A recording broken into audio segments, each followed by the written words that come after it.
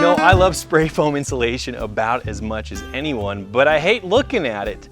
So this week we're going to be talking about all the steps, the tools, the tips, the tricks needed to start hanging walls inside of your school bus. And I'm going to show you exactly how I do it in my bus, and I'm even going to show you how to do a curved wall if that's something of interest to you. And it might be.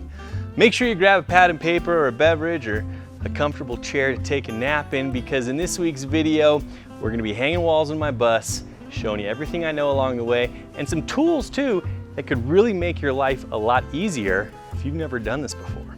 My name's Cassady. Let's hang some walls. Woo!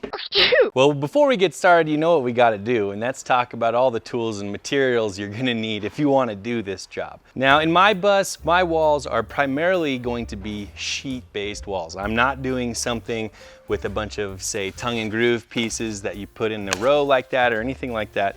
I'm doing sheet-based material because that's going to give me the substrate that I need for the look I'm going for. I'm going to have some tile in there, some wallpaper, some painted surfaces, and I want to start with a nice, smooth, flat, structural surface that'll be great for applying finish to and really good at attaching cabinetry to.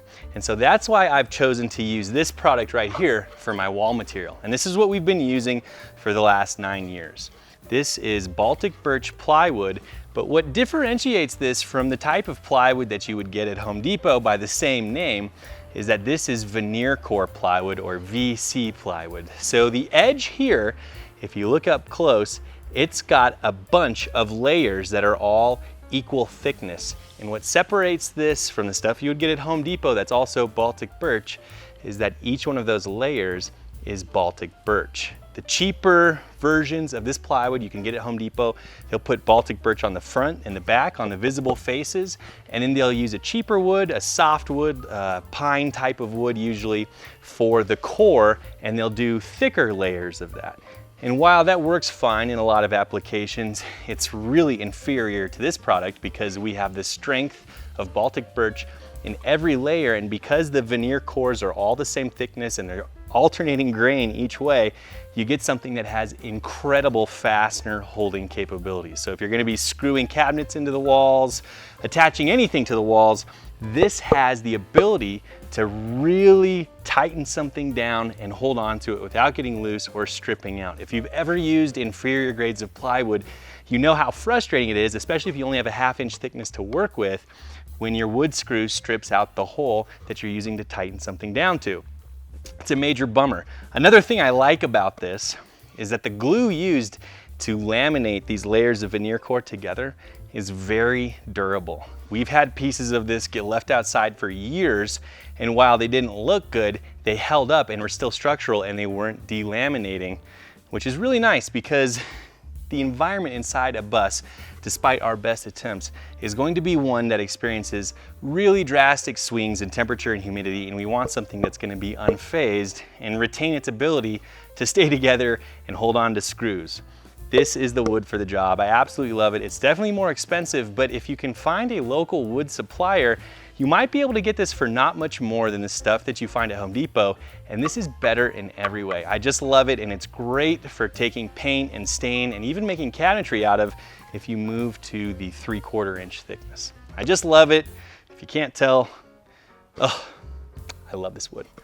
Moving on, those are the materials I'm using and why I chose this Baltic birch plywood, but how are we going to attach it to our walls? Well, we're going to use a handful of just regular construction screws. There's nothing particularly special about these. They do have the Torx head on the back, and I like that because it's, well, much harder to strip than those pesky Phillips head screws. But these are nice, but we'll only be using them about 5% of the time.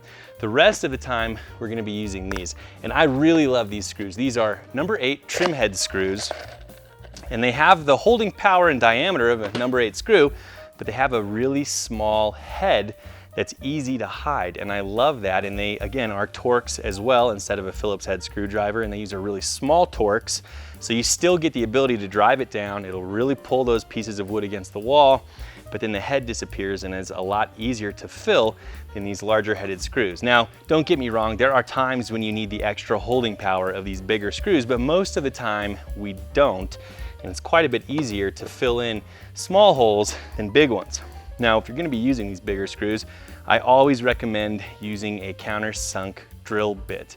This is a standard pilot bit that has a countersinking head on it, and you'll use this to drill through the plywood, okay?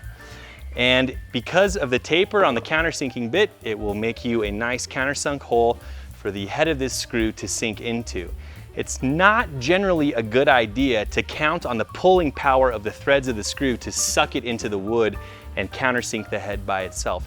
It can happen sometimes, but what's going to happen probably more often than not, especially if you're using a nice, solid hardwood plywood like this, is that screw head's gonna hit the plywood and it's not gonna have the pulling power from the threads going into your strapping to countersink it, and it's gonna finish a little bit proud.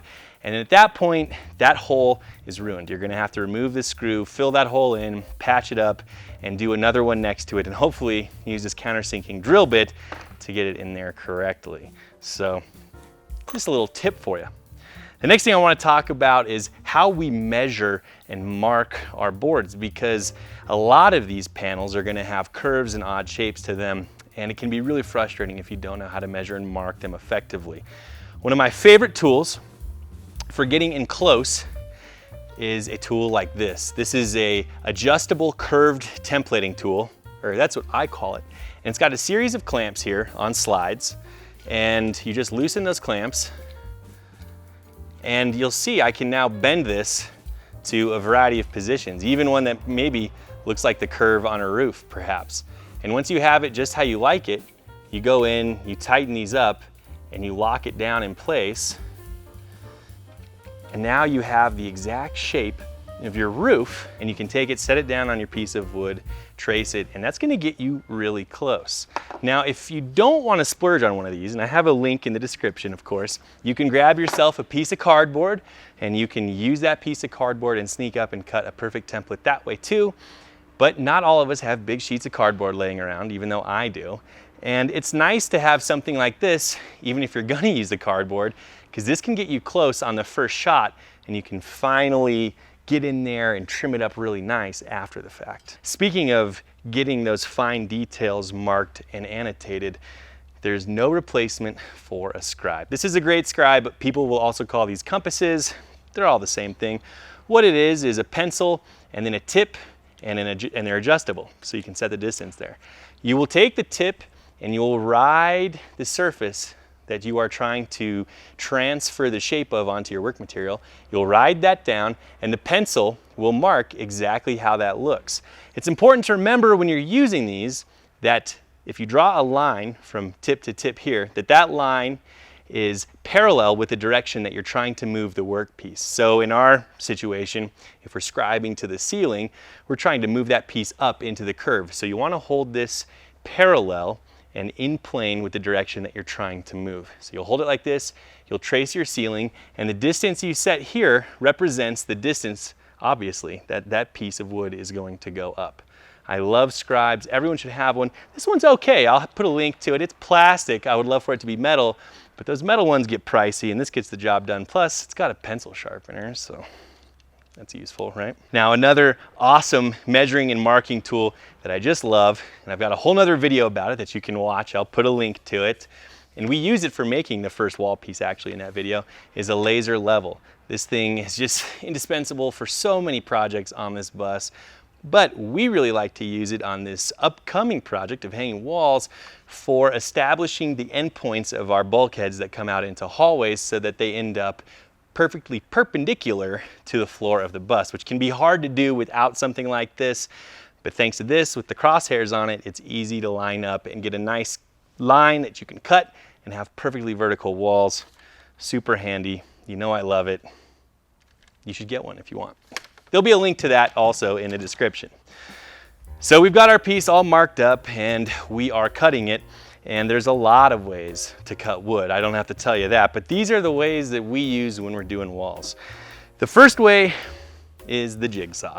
You can't go wrong with the jigsaw. With a nice blade, you can really get some fine cuts. And if you only had a jigsaw to do your walls with, you would probably be okay and get decent results. This is a fancy jigsaw. You don't need a fancy jigsaw. Just get a nice blade for whatever you're using. You can use the jigsaw to cut your curved lines and even your straight lines if you got a steady hand. Now, once you're getting really close on those curves, sometimes you might find that the blade of a jigsaw is a little too difficult to control, and that's when I love to grab an angle grinder with a flapper wheel or a sandpaper wheel on it. You can use this to get in there and with great precision create all these funny curves and shapes that you know you're gonna have to deal with in your bus. It's simple, it's really effective, and if you don't have an angle grinder, well, you should buy one anyways, because, well, you just need one of these to do a bus conversion. This next tool is one that's certainly more expensive, but my goodness, is it a handy one, and that is a track saw. This is a track saw from Festool. I know they are an expensive bougie brand, but hey, this is what I ended up with. And a track saw is an amazing saw. So this works just like a regular circular saw, except it has the ability to plunge where you push the blade down really easily.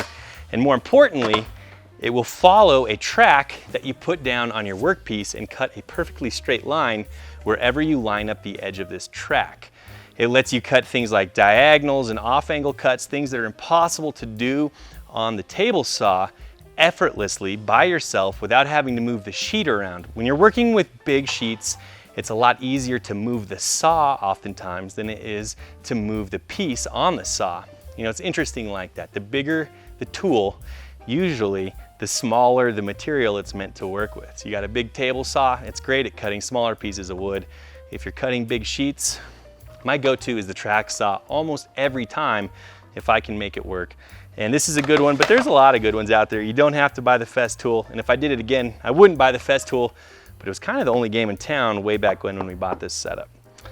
The last tool that I love, which is really the secret weapon here, is a heavy-duty router with a bottom-bearing, flush-cutting router bit. And like, what the heck did I just say? That doesn't even, what was that? Yes, this is a router. And if you don't know what a router is, you should check out a video, maybe I'll post one here, that shows you what a router is and how it works. But essentially, it's a very fast spinning tool that has a cutter head on the bottom. On this particular router, we have what's called a bottom bearing router bit. And the bearing on the bottom of this will trace a surface while the cutter head above it cuts whatever is in the way. When we go to hang our walls over the window openings, instead of trying to measure where those openings are, transfer them onto our sheet, mark them, and then cross our fingers that we cut them within the tolerances of our trim, what we can do is actually hang the sheet over our opening, poke a small hole through there, big enough for our bit to get through, and then just simply trace the outline of our windows or whatever opening with this router, let the bottom bearing ride the inside of that window frame, and it will perfectly flush cut the plywood walls that we hung to the sides of that. I mean, better than any human can get simply by measuring and marking, or at least any human that has, you know, time and other things to do in their life as a consideration. This right here is my secret, ultra useful weapon there. And with this assortment of tools, I think you are probably ready to begin the process of hanging walls in your skoolie. Go easy on yourself. It's a slow process. It's going to take a lot of time, but let's hop in there and get started. We've already got the back walls in, and we are just about up to the point where we're going to be installing the first of the bathroom walls, and I'll show you how we pick it up there. Just a quick reminder, I started a brand new Patreon account last week, and if you like this type of content, we would love to see you over there. The memberships are cheap, but the rewards, well, they're very valuable, and we're having a lot of fun. We've got a Discord. It's where I'm doing all of my live chats now. You're not going to want to miss it. We'd love to have you over there, and your support helps me make these videos possible. Look, I know I said I was done with the tools, but I almost forgot one of the most important ones, and this is a very small, easily maneuverable pocket hole drilling jig. This is from Craig. There are other brands out there, and what you do is you clamp it to a workpiece, and you use the included drill bit to drill holes like this into the sides of pieces of plywood or really any type of material, and it gives you a way to attach things on end like this. So we'll drill all the holes, you know, into this edge of the plywood, and then we can screw through with our angled screws and secure that plywood to the walls, the ceiling, the floor, you name it. I can't believe I forgot this one. Please forgive me. It's like 30 bucks. Pocket hole joinery is a very useful maneuver in a lot of aspects of bus building. I will have videos about cabinetry where we get way more into it, but geez, I almost forgot that one. Anyway, let's get back inside and show you where we're at with the wall. Here we are in the back of my bus. I'm sitting where my bed platform is going to be, and we've got a good start on getting our wall panels installed up to where the bathroom is, which is where we're heading in just a second. In a previous video where I showed you how to use a laser level, I explained how we put these back pieces on and these curved pieces using the laser level to get started with your wall installation. I like to get these back caps, as I call them, on first so that you don't have to worry about getting the scribe super perfect because it will be covered by the first layer of 1/2-inch wall material, which is what we've got going on here.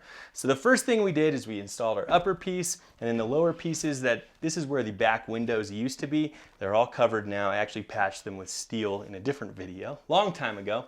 And once those are in place, we're able to start with our walls moving forward. And one way that I like to do that is, again, using the laser level. I established where the end of our first piece of plywood is going to be, and I wanted that first seam, it's happening right there. I wanted that to be centered on the window on both sides.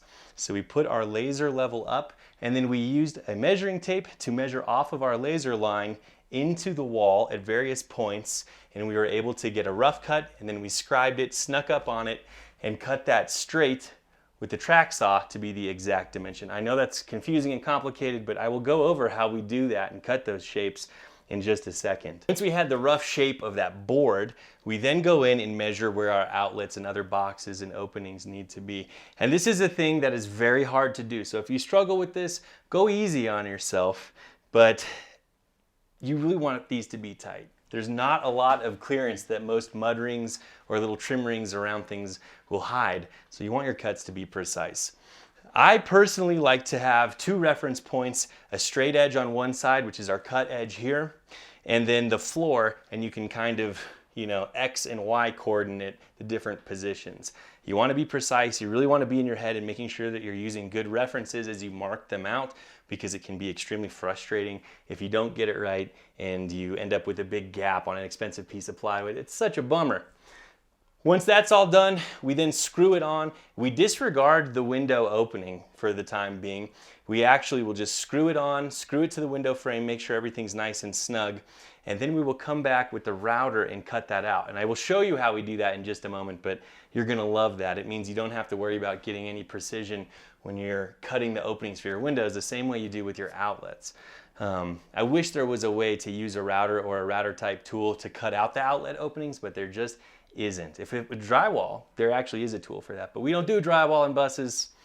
C'est la vie. Anyway, so we've got our back cap on and we start marching down the wall with our plywood. I'll show you now what happens in the bathroom, or whenever we get to a wall that comes out perpendicular to our exterior walls. Let's go over there. All right, let me show you about how we handle these interior walls like I was talking about earlier. So we're doing the 3/4 piece here. We've got our shower pan mocked up, symbolizing where it's gonna be. On this side we have the bedroom, this side's the bathroom. We've stopped our bedroom walls here on my line, you can see sort of there, that I used my laser level to mark out. And I've got a video about that, how I use those to establish planes for things like my bedroom. You can see that line on this side. And now we're cutting this wall panel up. Adam's working on the template right now. That's gonna include the arch here. And we're gonna set that piece in here, and it's gonna rest right in there up against this 1/2-inch plywood, and we're gonna screw into it. And then once this next wall piece goes in, it'll capture it, and we'll probably throw some toe screws in on that side too, just to make sure it's all locked in. We'll screw a cleat in at the bottom to catch the bottom there, and at the top it'll be captured by the roof pieces. All right, Adam's got this template made up that I was showing you we were getting started in there for our wall divider between the bedroom and the shower. And we've taped multiple pieces of cardboard together, which you can definitely expect to do. And we just, this wavy stuff here, it's all scribed that way so that it sits as tight as possible. It's gonna actually go into and follow the lines of the foam in places, because we're just trying to be as close as we can everywhere we can and get the best results. So we're gonna lift this off of here, cut this ridiculous line, and hopefully we will one-shot this piece. So we've got these pocket holes that are gonna be used to secure into there, and we're using this small Craig setup there. Boom. And so we've got that so that it hits every strap up the side, and then we're gonna do a few across the floor.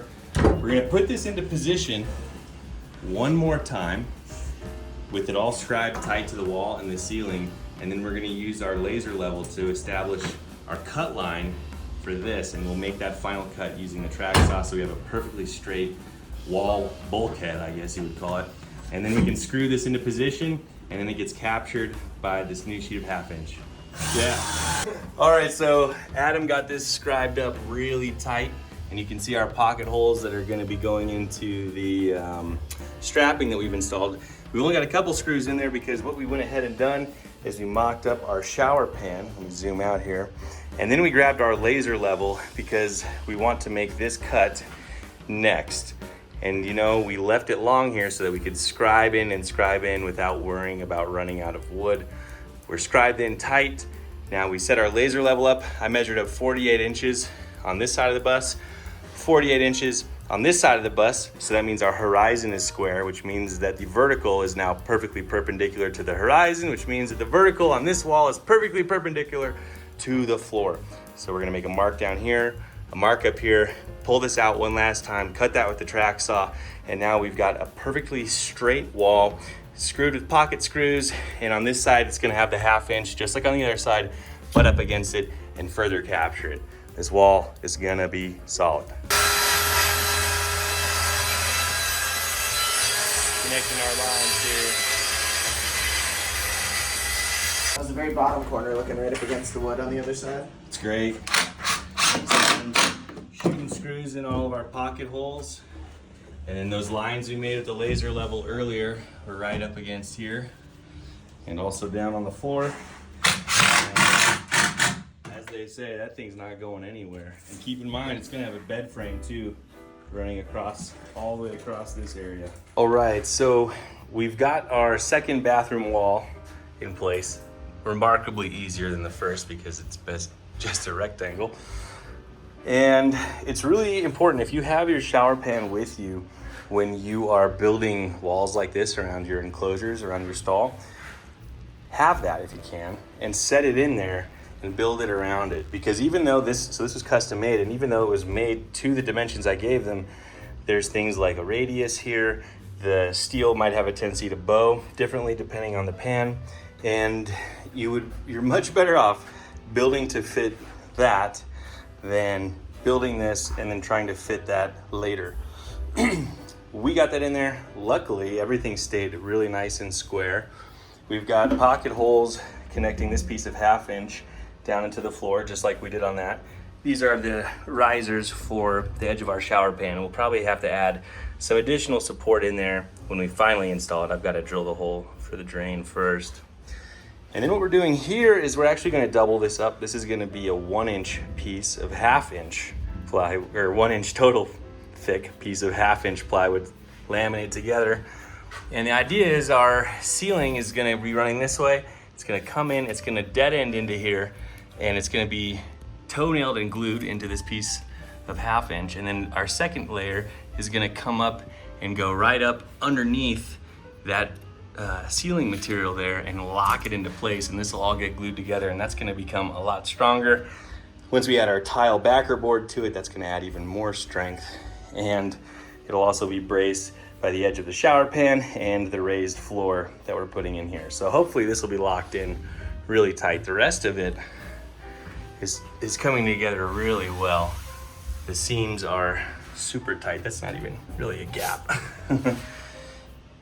Really happy with how that's looking so far. And then you can see kind of the rough idea. I think I'm gonna try to make this round if I can.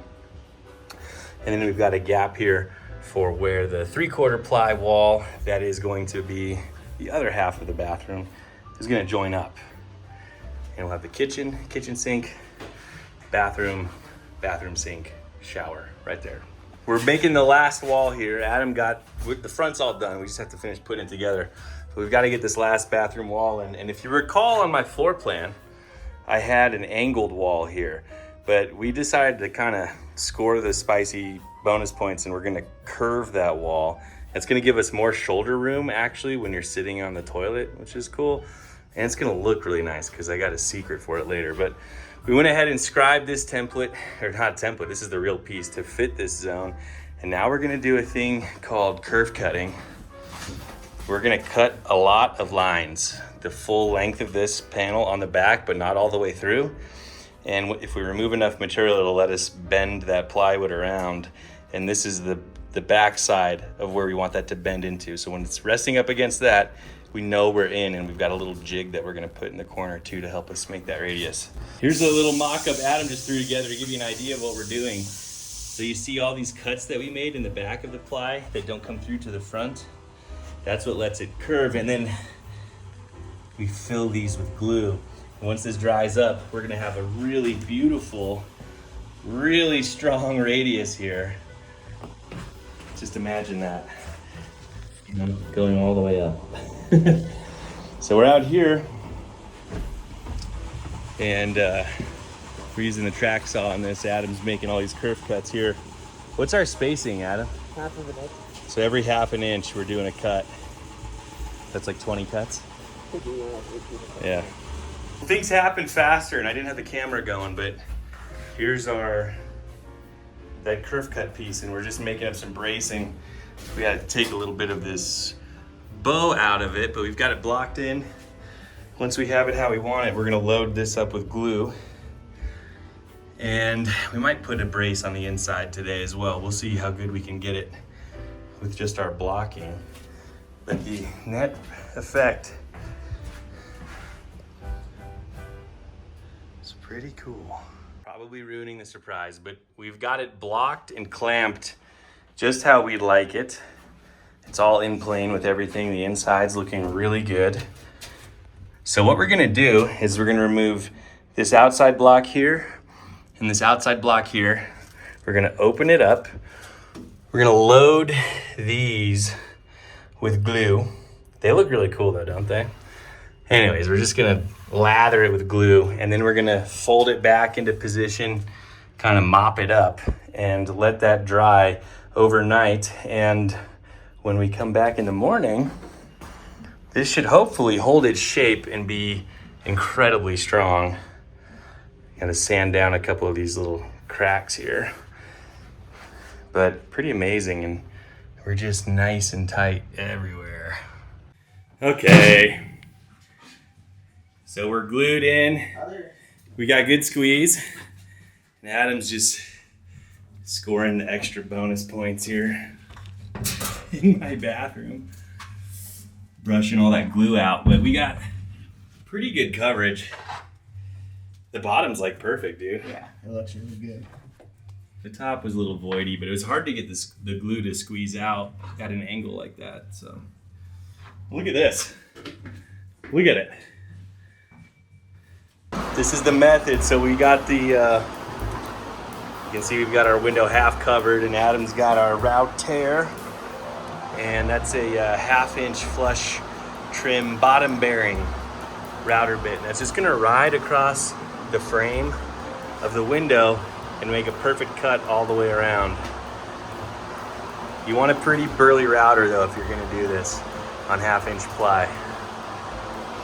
So check that out. No pressure, Adam.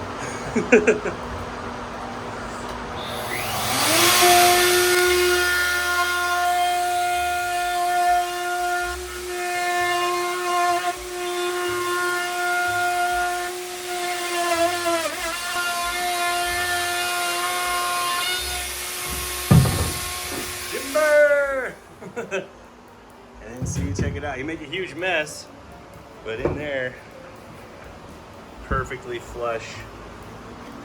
Perfect every time.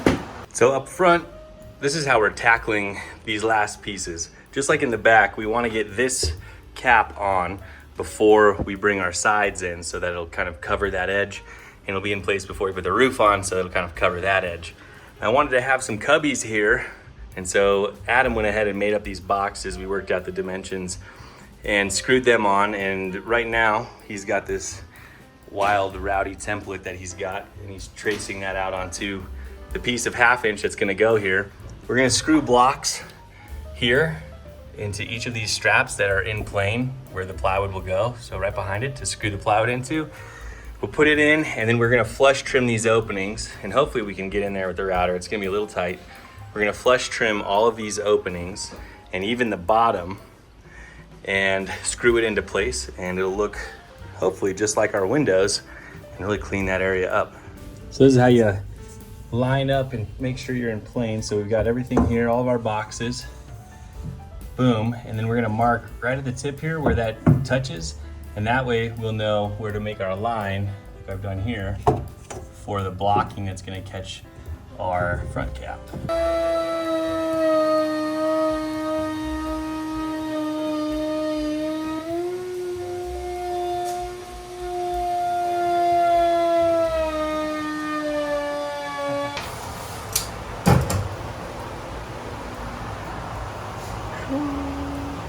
Okay, so earlier there was a video that I shot from the outside showing how that flush trimming router bit traced along this edge to cut it perfectly flush. Let's see if I can, there, you see how flush, I mean, just goes right along that edge.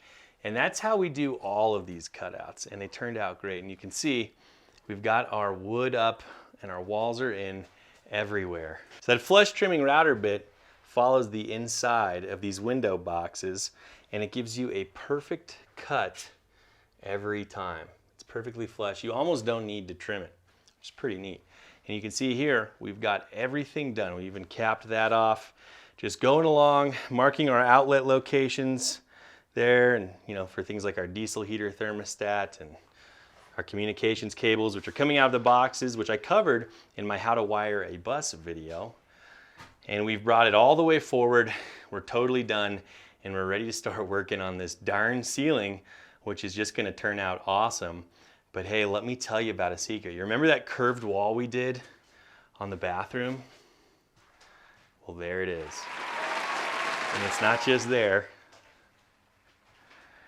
That curve continues to here. Look at that wallpaper. Amazing. Super happy with how it turned out. That's why we did the curved wall. I'm a big fan of that look. How about you? And now this is one of the reasons why I really like using that Baltic birch, because there's no voids anywhere behind it. You have a beautifully smooth surface. So when you put something like wallpaper on it, you don't have to worry about sanding or filling to an extreme degree. Although I did sand this a little bit. You're gonna get great smooth results every time. And no, I'm not gonna make a video about how to hang wallpaper in a bus, because that's a secret. No, there's a lot of videos out there about how to do wallpaper way better than how I did it. Although I think me and Adam did a pretty good job on this one.